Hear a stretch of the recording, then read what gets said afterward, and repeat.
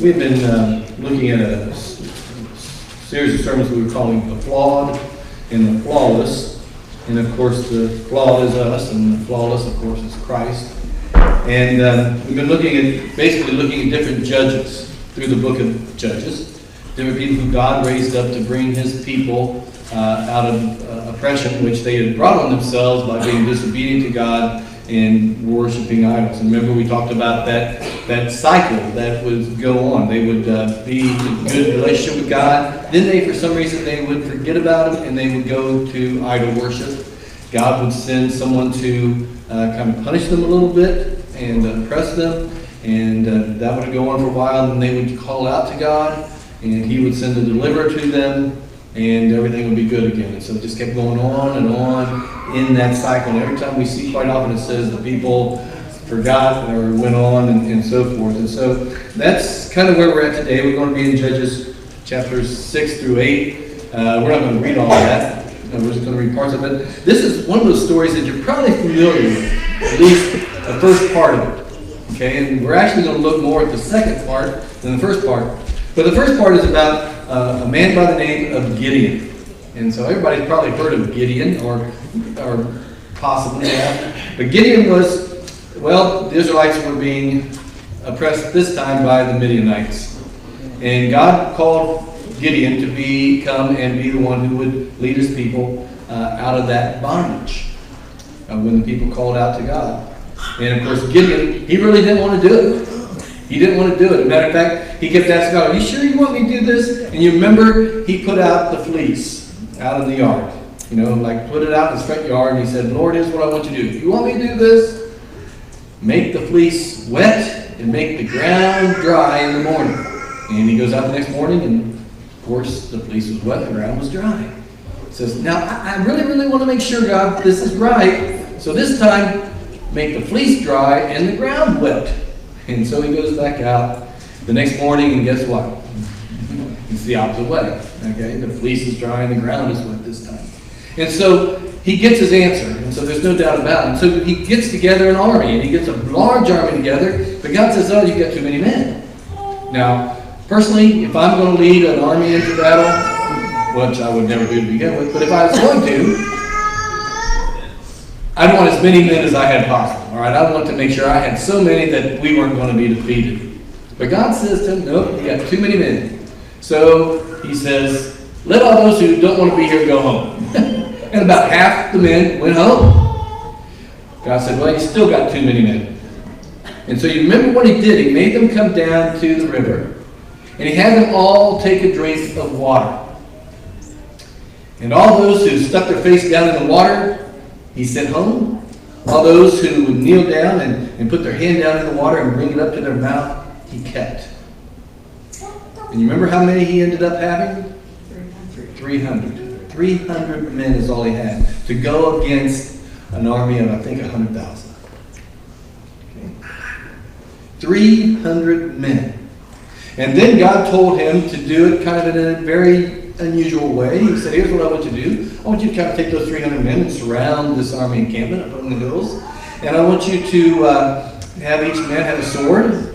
And I want each man to have a torch and a pitcher and a trumpet."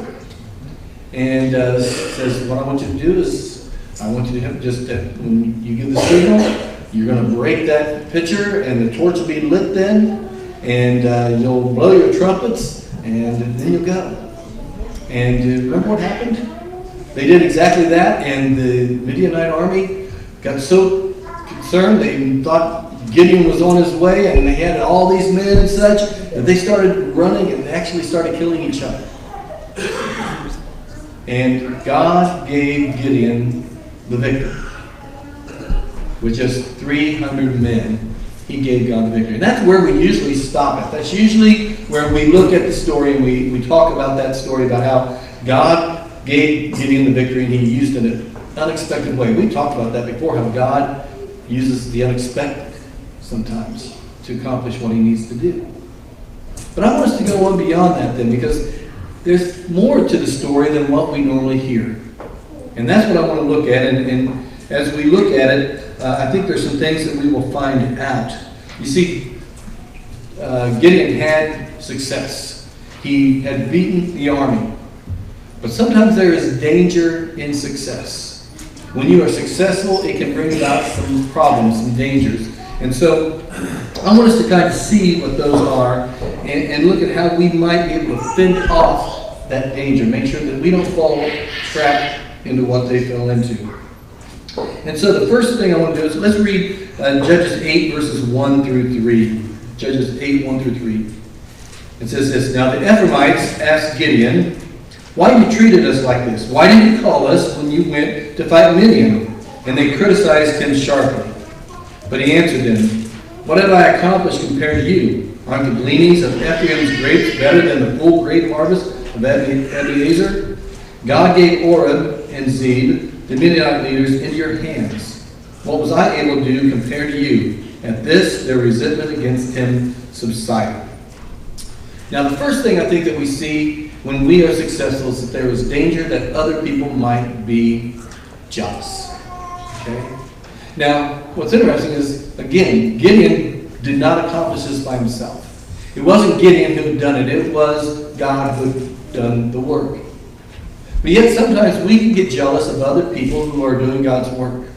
Whether it be another church, another person, another organization, whatever. When we see them being successful, sometimes we can be jealous of what they are accomplishing. Peggy Noonan wrote an article several years ago about a CEO of a major U.S. corporation. And what he did was when the yearly reports came out, the annual reports of his competitors came out, he would always want to read those. But he would immediately turn to the back. And he wanted to see what those other CEOs, what their pay package was like. What perks were they getting? Did they get a private jet? Did they get a private helicopter? Did they get a house in the Bahamas? Did they receive this or that? How much money were they making? Because he wanted to compare himself to other people. And he wanted to make sure that if next time he came up for contract, he wanted to make sure he got those same things. And the point is that it wasn't just him. It was all the CEOs are comparing themselves to other guys, what they're getting. And when somebody else has something they don't have, they get a little jealous. And they want the same thing. And so we've got to be careful that we don't let jealousy become a part of us when we see other people being successful. And that can be in the church, but it can also just be in life sometimes. It's interesting. Romans 12:15 says this. It says, "Rejoice with those who rejoice, mourn with those who mourn."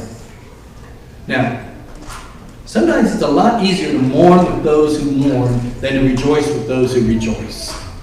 Isn't it? You know, when something bad has happened to somebody, we can have compassion on things. But when something really good happens to them, maybe we're not so happy. Especially, let's say, at work. You know, you and somebody else are up for the same promotion. And the other person gets it.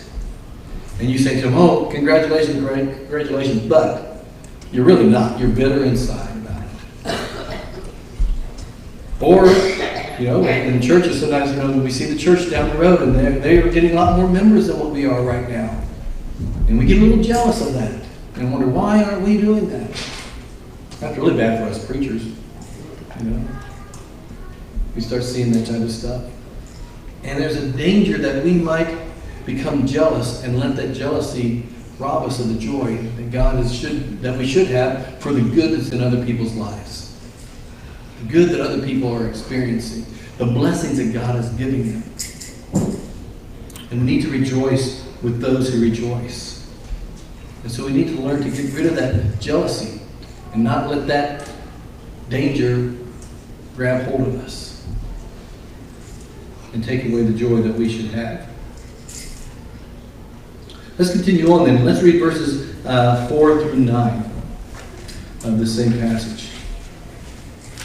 He says this, "Gideon and his 300 men, exhausted, yet keeping up the pursuit, came to the Jordan and crossed it. He said to the men of Succoth, 'Give my troops some bread. They are worn out, and I am still pursuing Zebah and Zalmunna, the kings of Midian.' But the officials of Succoth said, 'Do you already have the hands of Zebah and Zalmunna in your possession? Why should we give bread to your troops? Then Gideon replied, just for that, when the Lord has given Zebah and Zalmunna into my hand, I will tear your flesh with desert thorns and briars. From there he went up to Peniel, and made the same request of them, but they answered as the men of Succoth had. So he said to the men of Peniel, when I return in triumph, I will tear down this tower. Okay.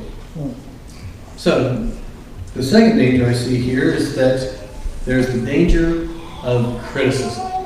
When we are successful, when we do things good, there are going to be people who criticize us. Or when we see other people doing well, we might want to start looking at them and try to pick apart what's going on with them and try to find the bad. And we see this all the time. You see this in our government. You see this in our schools. You see this all over the place where people start criticizing because someone is successful. They try to find something to nitpick about. And that's what was going on here. Did you hear what they were saying? Gideon wants some bread for his troops. They're hungry. They've been chasing the Midianite army, and they're hungry. And these two towns, people from these two towns, both say, well, wait a minute here. Until you actually capture the kings, these two kings, we're not going to help you out. Because if we help you out, guess what? If you don't get rid of them and all of a sudden they get strength back again, get another army together, they might come back and get us. And so therefore, we're not going to do this. So they were critical of what he had done. Just like the Ephraimites had been critical earlier. And so one of the things that we might experience when we are successful is criticism. Or the other way around, when we see others who are successful, we might tend to be critical of them. And Scripture tells us, and I forgot to put this one on there, that we are supposed to... Oh, my mind just went blank. That we are supposed to always say that which is edifying to others. To build them up, to encourage them. And the problem is that sometimes all we want to do is tear others down. And the reason for that is that it sometimes builds us up. And when we do it, it's usually about us. It's usually about me making sure that I have what's mine and so forth. Just like these people here. They were critical. Why? Because they were worried about themselves. And so we need to be careful that we don't fall into the danger of criticism. And then we go on to chapter 8, verse 22 to 27. And that part that we skipped, just so you know, it just talks about Gideon coming back and doing what he said he was going to do, which isn't pretty, so we're not going to go there. But anyhow, you can read it yourselves. But anyhow, let's go with chapter 8, verse 22. And following says this: the Israelites said to Gideon, rule over us, you, your son, and your grandson, because you have saved us out of the hand of Midian. But Gideon told them, I will not rule over you, nor will my son rule over you. The Lord will rule over you. And he said, I do have one request, that each of you give me an earring from your share of the plunder. It was custom of the Ishmaelites to wear gold earrings. They answered, we'll be glad to give them. So they spread out a garment, and each man threw a ring from his plunder onto it. The weight of the gold ring he asked for came to 1,700 shekels, which is about 43 pounds, just for those of you who are wondering. Not counting the ornaments, the pendants, and the purple garments worn by the kings of Midian, or the chains that were on their camels' necks. Gideon made the gold into an ephod, which he placed in Ophrah, his town. All Israel prostituted themselves by worshiping it, and it became a snare to Gideon and his family. Okay. So the next danger is this. There is the danger of worshiping the blessing rather than the blesser. Understand what I'm saying? Worshiping the blessing rather than the blesser. You know, I don't understand, and from what I've read, nobody really knows why Gideon decided to make this ephod. An ephod was something that the priest wore. It was a linen garment that he would wear. And he made this one out of the gold and set it up in his town. And we're not really sure why he did that. Maybe it was to be a reminder to them of God, what God had done for them. I don't know. But what happened as we see, is that they started worshiping it. This gold ephod, it became an idol to them. They came and worshiped it. It's an interesting term that he says. He says that all of Israel prostituted themselves. Okay? Prostituted themselves. In other words, they went to this other idol rather than going back to God. And they worshipped this ephod. And so there is a danger of worshiping the blessing rather than the blesser. And I think we can see that. Sometimes when we are successful, we start worshiping our things. You know, our house becomes very, very important to us. And we make sure it's taken care of. And that's where we spend most of our money and most of our time and you know, making sure it is exactly what it should be. Our car can be the same thing. But anything can get in that way. The blessings that God gives us can become an idol to us. Something that we set up and we worship more than we actually worship Him. Something that we give our dedication to, our time to, our money to. Things that rightfully belong to God, we give to these things. They can be anything. But they're things that are blessings. And we can turn them into an idol and worship them rather than the blesser. And even, it's interesting, even worship, I think, can become an idol to us. You know, if we come to church and we come to worship and we make it all about us. I didn't like the songs. I didn't like this. I didn't like that. And you see the one word there that we keep saying, I. And the thing is, worship isn't about us. Worship is about God. It's about connecting with Him. And I guess I shouldn't say it's not about us, because it is somewhat. But it's not about our desires, necessarily. You know, one of the things is like music. You know, some people, they want the hymns all the time, and that's fine. There's others who want the modern worship with the full praise band and all that, and I understand that. I love that too. But you know what I found out? I found out that I can worship no matter what the music is like. When I went to Columbus, Indiana as a youth minister there, I wasn't sure how I was going to like it. Because the first Sunday there, I go in, and they had this pipe organ. I think I've told you about this before. This pipe organ has 3,200 pipes. There's one in the ceiling that is 36 feet long. All right? And it's so, when the organist, boy, he would be playing, and all of a sudden, on the last verse, he'll, and it was just, the whole place would just shake and stuff. And at first, I wasn't sure I was going to like that. But you know what? I got to really like it. I had a friend who told me one time, he said that the church there was the most Presbyterian Christian church he had ever been in. I understand. But I thought that was kind of interesting. But the point is, it was totally different than what I was used to. But I came to enjoy it. Why? Because I could still worship God. It wasn't about me. It's about worshiping God. And the songs, guess what? The songs are still talking about God. And that's what really matters. And so we've got to be careful that we don't make everything about us. Because guess what? We become the idol. And if it doesn't suit us, then it must not be good. But that's not true. We need to realize that. And, you know, and I hope that when people come, that we do sing songs that people will like, everybody likes it. Now, there are going to be some songs that you may not like. That's okay. Guess what? Somebody else probably does. And that's okay. We all get part of it. And so, we need to remember that. In Colossians 3, 2 and 4, it says this. Set your minds on things above, not on earthly things. For you died, and your life is now hidden with Christ in God. When Christ, who is your life, appears, then you also will appear with Him in glory. Now, do you see that first part there? It says, set your minds on things above, not on earthly things. That should be what we set our mind on. We should always be thinking about what's going to come. And I think that will then help us to deal with the things in this life more appropriately. And then in 1 Peter 4:11 it says this. If your gift is speaking, your words should be like God, like words from God. If your gift is serving, you should serve with the strength that God gives. Then listen to this. Then it is God who will be praised in everything through Jesus Christ. Everything that we do should always point back to God. And I think that's true no matter what it is. in our daily life, everything should point back to God. People should see Jesus in us.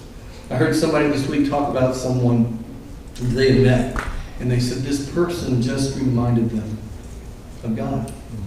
Not that they looked like him, not that they were, but just everything they said and did was godly and pointed them to Jesus. And I thought that was pretty amazing, to have that type of spirit. That spirit that, that when you see them, they remind you to think about God. And that's the way we should be. We should be out there being people who, when people talk to us, they should see God in us and be reminded of how good He is. It says, then it is God who will be praised in everything through Jesus Christ, because He's the one who deserves the glory. And then let's finish up this, and we're in verse 28, and we're going to read through 35. It says, then Midian was subdued before the Israelites and did not raise its head again. During Gideon's lifetime, the land enjoyed peace 40 years. Jerubbaal, son of Joash, went back to his home to live. He had 70 sons of his own, for he had many wives. His concubine who lived in Shechem also bore him a son, whom he named Abimelech. Gideon, son of Joash, died at a good old age and was buried in the tomb of his father Joash in Ophrah of the Abiezrites. How do you say that? No sooner had Gideon died than the Israelites again prostituted themselves to the Baals. They set up Baal-berith as their god and did not remember the Lord their God, who had rescued them from the hands of all their enemies on every side. They also failed to show kindness to the family of Jerubbaal, that is, Gideon, for all the good things he had done for them. And here comes the last thing I think we need to look at. It is the danger of success. The danger of becoming lax in our faith. It's interesting that Gideon, or Jerubbaal, he had all these children. And one of his children he names Abimelech. You know what Abimelech means? It means son of the king. Son of the king. And remember, the people wanted Gideon to become their ruler? Well, he said, no, let God rule over you. But he started doing some things that kind of were king-like. He asked the people for their gold. He had many wives and sons. And several things he did just were very much like he was becoming a king. And because of that, well, maybe not because of that, but one of the things that ended to happen is that when he was gone, the Israelites went right back to where they were. They went right back to where they were, going back to worshiping idols. And so I think there is a danger when we are successful in becoming lax in our faith.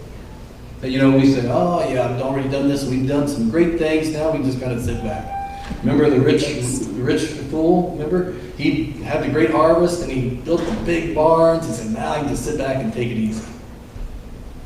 Yeah, well, things didn't work out so good for him. We become comfortable and we take it easy. And I've heard people say, well, I've already done my part, now it's somebody else's turn. Here's what Jesus said. In John 9:4, he says, as long as it is day, we must do the work of him who sent me. Night is coming when no one can work. You get that? As long as it's day, we must do the works of him who sent me. That's our responsibility as Christians, to do the works that God has given us. And remember we talked about in Ephesians where it says that God has prepared for us works to do. He's prepared them in advance for us. There's something He wants us to do. Each and every one of us. We just got to be looking for it. And so we need to make sure that we are still working. You can't just stop and say, I'm too old now. There's still stuff you can do. Yeah, maybe you can't get out and do a lot of things you used to be able to do, but guess what? You can always pray. And I think prayer is probably the thing that we misunderstand the most. Because it's probably the most important thing that we as Christians can do. I really do believe that. That's how God works through us in some way. I don't know if I can understand it all, but I know it's true. And He works through us as we pray. And if there's nothing else we do but pray, we're doing something. Sometimes we see prayer almost as a last resort. And it should be the very first thing we do. And so there's something everybody can do, but we're supposed to be working from now until we are called home or Christ returns. As long as it is day, it says the night's coming when no one will work. That's coming, all right? That's when Christ returns. But right now it's day. And we've got to work for Him. And so let's not fall into that danger of becoming lax in our faith. Just kind of taking it easy. Because when we become lax, guess what? That's when we are more likely to fall, to fail. It's interesting when Gideon made that ephod, it says that it became a snare to Gideon and his family. What's a snare? It's a trap. Get a little lax. A little easy, but we've done what we needed to do. And yet it became a snare for him. And we've got to be careful that doesn't happen to us. That we continue to be faithful in all that we are called to do. So, we're used to the story about Gideon and his success. We've heard that story a lot of times, but we haven't heard so much this part, where there were some failures, there were some problems that happened after the success. And I'm afraid that we as Christians can follow that same thing. God has given us victory after victory. He's helped us to do what we need to do, but sometimes we look at that and we start taking credit for it ourselves, for one thing. But then we fall into these dangers. Dangers of jealousy and criticism, and starting to worship the blessing rather than the blesser. And also then that danger of just kind of becoming lax in our faith. Just thinking we can take it easy. But in Philippians it tells us that we are to work out our faith with fear and trembling. So we need to remember that and be strong. And to continue to work for God in all ways. And not let God's success become a danger to us. We thank you for taking time to view this video message. Our prayer is that God will use this to help you strengthen your relationship with Him. If you don't have a church home, we would love for you to come and join us. Our worship time is Sunday morning at 10:45 a.m. We hope to see you soon. But until then, may God bless you.